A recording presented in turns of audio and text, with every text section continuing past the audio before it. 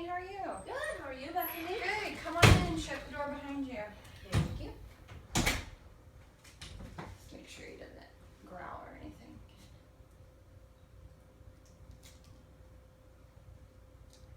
A little uncomfortable. You see those big eyes, buddy? He is a Berger car. It's a specialty French herding breed.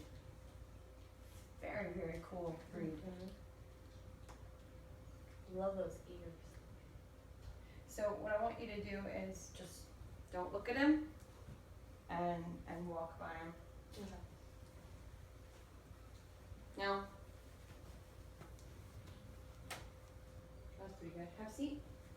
And I'm filming. All right, guys. So you guys remember Russo? He's back for a couple of days, and then he's actually coming back for tune-up in a week, and he'll be here for a solid 4 or 5 days. So I wanted to kind of see where he was at, but I thought I would take the opportunity to show if you have a dog that's kind of in this place where they're starting to do better with people coming in the home and you want to start introducing them to people. Russo is highly, highly fear aggressive, or he was. He was going after people, dogs on walks. He could walk by a human and start barking at him like crazy. So he's come a long way, but he's still got a ways to go before, you know, you just don't have to worry about him so much. So anyway, what we're gonna do, I'm gonna take some kibble, and he is in a downstay, or technically, you could say it's place, but I didn't tell him place. So just, you know, sideways, squat down, present the food, see if he'll take it without facing him, and then of course don't pet him.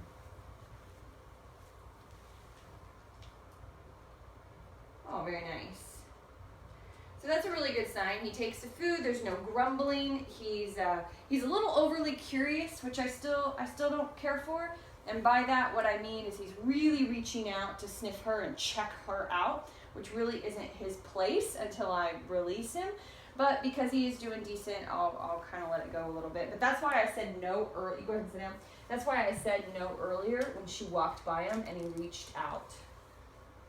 So now what I'm going to do is I'm going to see what his temperament is like. I'm going to instruct the person here to completely ignore him, and I'm going to release him to sniff her. But he's afraid people might pet him before he's ready.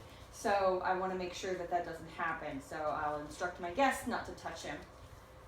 Break, break, good boy.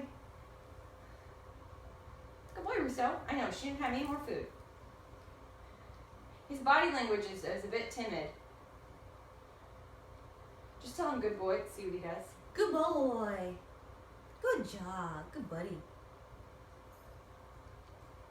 See that yeah, the eye contact. It wasn't the verbal, but when she gave him eye contact, he kind of looked at her a little unsure. So because I see, sit down. Because I see him being a little bit unsure, I'm not going to let her pet him. You know, it's as simple as that. If he was more wiggly and he did just get here and he hasn't been here in a while. But if he was a little bit more wiggly, a little bit more relaxed, because sometimes he will greet people and he'll be kind of just loosey-goosey. He's checking out the new carpet. But because he's not, Maxine does not get to pet him. And that's just the way it is. So what I would do is, like, when I see that little bit of insecurity, is what I would do the rest of the time my guests are here is, you know, Russo's seen and not heard. And he would be in place, and he's not allowed to get up. He's not allowed to reach out to sniff people. If he did, I would just be, I'm just switching around on the call. I'd be at like a 5 or 6 and just tap and say no. Let's walk around him some. I actually want to do that. Because no.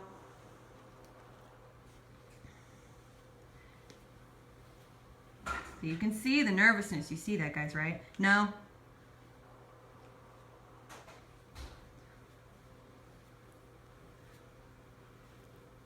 No.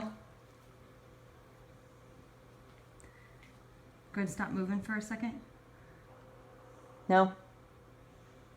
So I really want you guys to see that little bit of insecurity that's still there.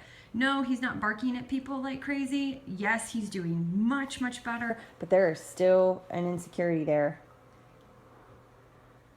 But definitely a huge improvement. Hey guys, so I wanted to do a little bit better at explaining what we were doing there. If you guys remember Russo, we had him when we first moved into the house.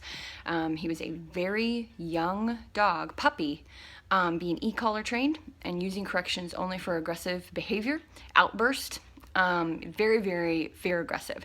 And he hadn't bitten anyone. I don't think so anyway. Because, you know, his owners are smart and don't put too much pressure on him, but still he was miserable to walk and things like that. So he's a lot better, but he's older now. So now he's starting to just ignore sometimes regular commands. And that's because we haven't really done a correctional phase with him in the normal sense. Now that he's old enough, he's only here for a couple days. He's actually coming back for a longer period of time where we're gonna dive into that even more. But we are gonna go ahead and get a head start while he's here for a couple days. But just nothing super proactive, I guess you could say, like when he comes back. But anyway,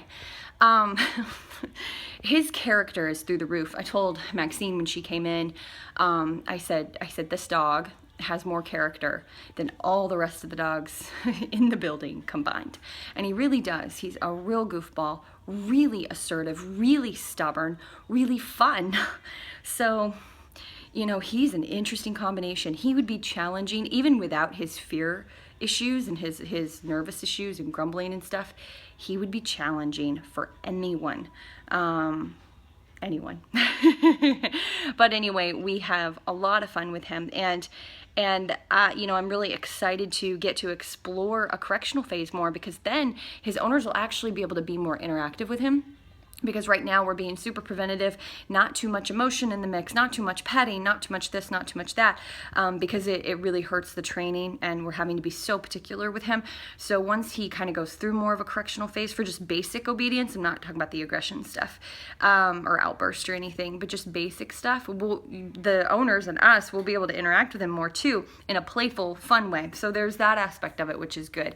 But I wanted to point out, you know, he did a little grumble. You guys probably couldn't pick it up on the camera because it was super low. But, and then he was just overly aware of Maxine, but yet he had no problem reaching out and sniffing her and invading her space. And he's always been like that.